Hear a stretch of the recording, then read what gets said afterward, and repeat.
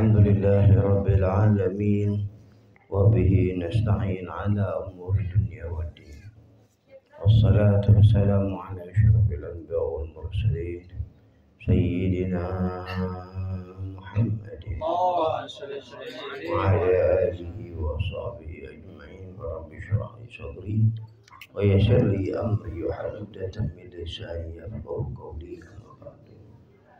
Para hadirin, para guru, para sepuh, para asatidzah, Abdul Bari bin Ali bin Haji Ahmad Junaidi, kemudian Saiful Bed, yaitu Bang Ipung, Bang Ipung, Bang Furqan, Rijalul Furqan, Masya Allah, cakep banget teman, ya, nama saruannya, ya, para guru, para orang tua yang ada, ya, Haji Munir, siapa orang tua kita, Haji Haruni, ya, orang tua banyak, Masya Allah deh. Alhamdulillah kita diajak bersama tasyakuran.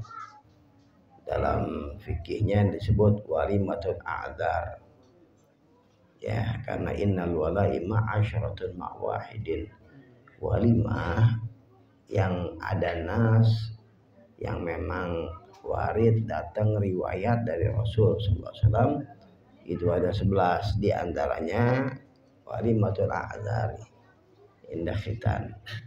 Ketika sunatan emang sunnah nih, kalau lagi sunatan begini nih ngundang, yang ngundang buat makan, makanya jangan banyak dikerjain, ya, tapi dikasih makanan rohani dulu ya.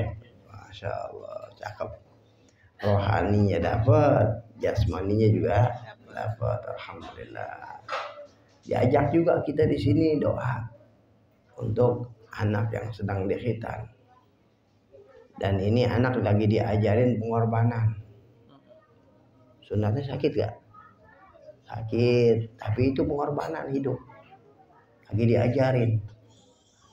Ya, tidak semua yang sakit itu berakibat tidak enak, tidak.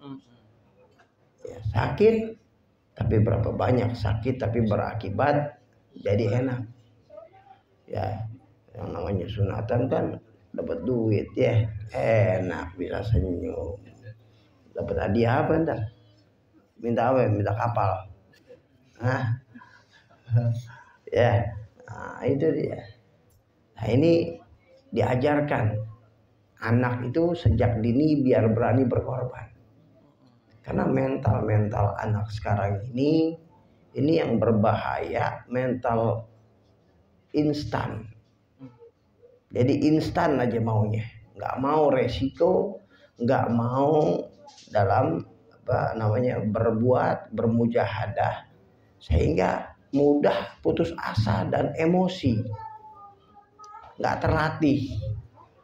Ini yang ada anak-anak di zaman sekarang seperti itu, sampai orang sama orang tuanya jadi kurang ajar. Kenapa? Pengaruh keadaan zaman yang memang zaman ini yang mengajarkan untuk instan terus.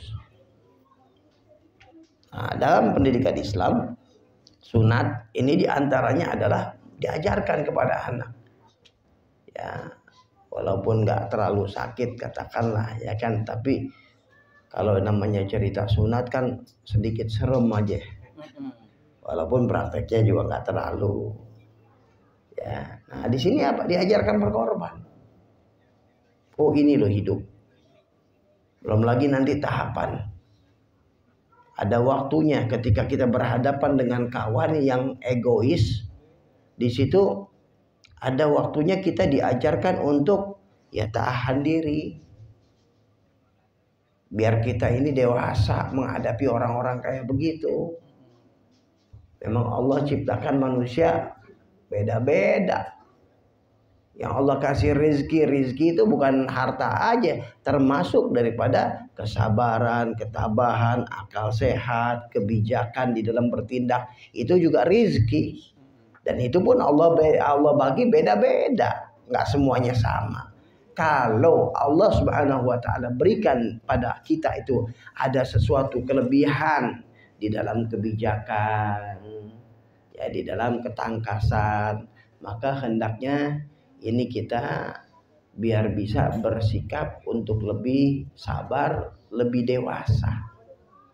Karena biasanya penyakit orang-orang pinter, penyakitnya orang-orang pinter tuh, orang-orang sukses itu selalu ngecilin yang bawahannya. Ya, gua aja bisa, kenapa lu nggak bisa? Nah, ya urusannya kalau udah semuanya bisa jadi presiden semua. Ya, tapi ada yang Allah jadikan, ada yang jadi tukang sampahnya, ada yang jadi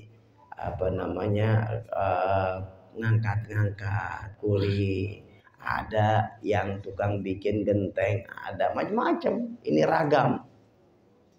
Ya, inilah kehidupan yang beragam. Ya, subhanallah. Jadi ini kembali lagi kepada pendidikan anak-anak kita. Nah, kemudian nggak sampai di situ dalam pendidikan. Yang terpenting adalah didik anak-anak kita dengan mental Islam. Ya, ini anak ini lebih cepat kalau dididik dengan cerita-cerita. Anak itu kalau lagi diajak pengajian, wah udah ngantuk aja. Tapi kalau lagi diajak girang, kayak marhaban, wah girang. Apalagi kalau lagi diajak cerita. Ya lagi diajak cerita. Kalau ada cerita Nabi, cerita Rasul, cerita ulama, cerita pahlawan-pahlawan Islam. Ya ini anak bangkit beda. Girangnya beda. Makanya di sini nih bisa dikatakan kita ini ya kalah langkah, tapi bukan berarti kalah menyerah, tidak. Kalah langkah kenapa?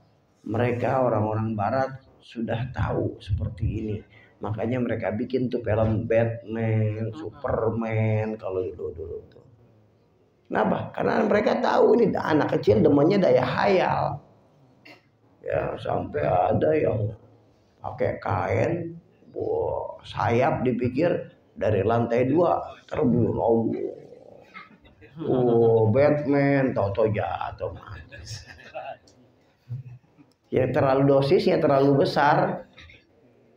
Ya, karena ada respon anak ini yang memang ininya besar gitu, daya hayalnya besar, jadi dipikir kayak begini nih, Padahal kalau itu diarahkan dengan arahan-arahan yang baik, maka anak-anak yang seperti itu biasanya keyakinannya bagus.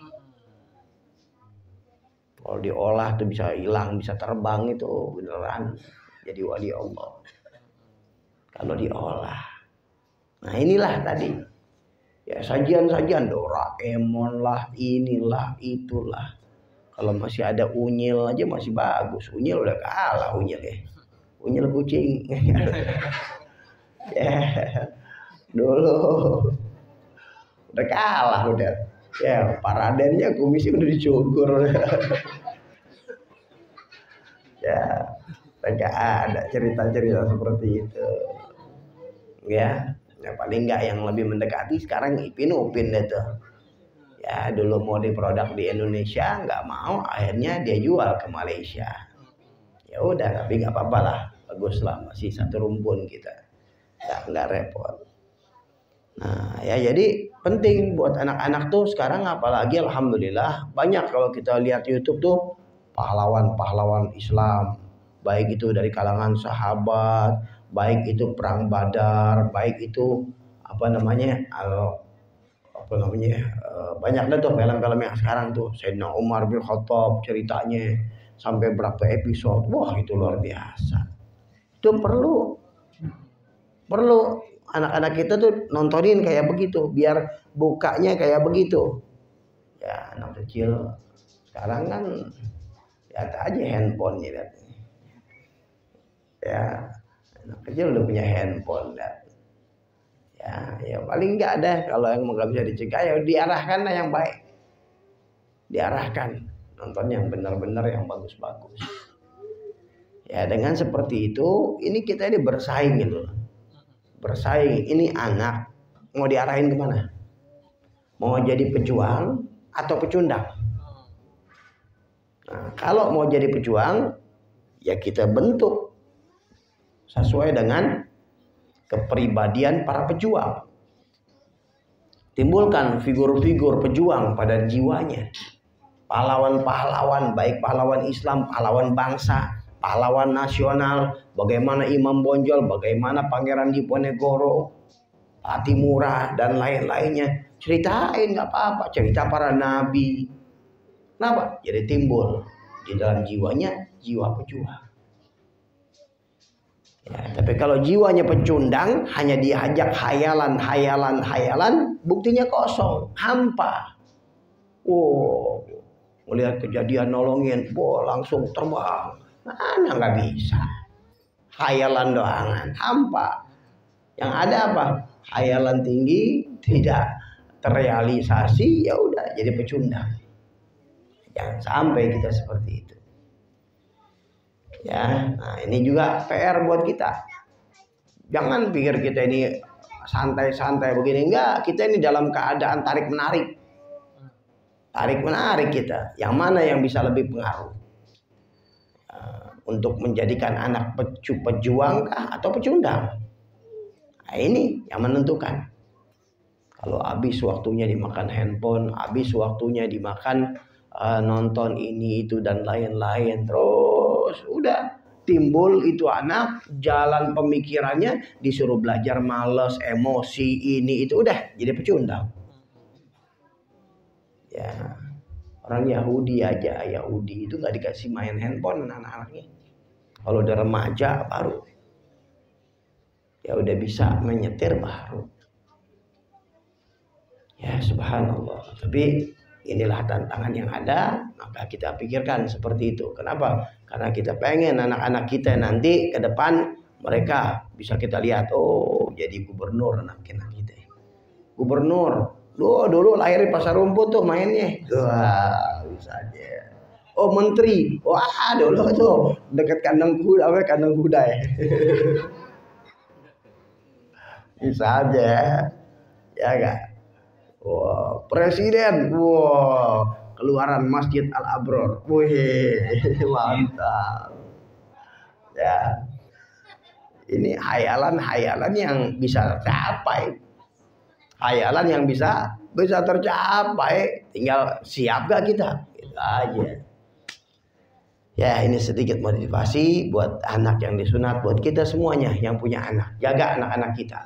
Anak-anak kita adalah produk yang diincar ya oleh mereka agar anak kita jadi pecundang, tapi kita tidak menginginkan itu. Kita inginkan anak kita menjadi pejuang. Mudah-mudahan Allah jaga semuanya.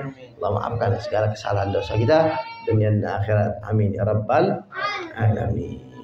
Wabillahi taufiq. Assalamualaikum warahmatullahi wabarakatuh.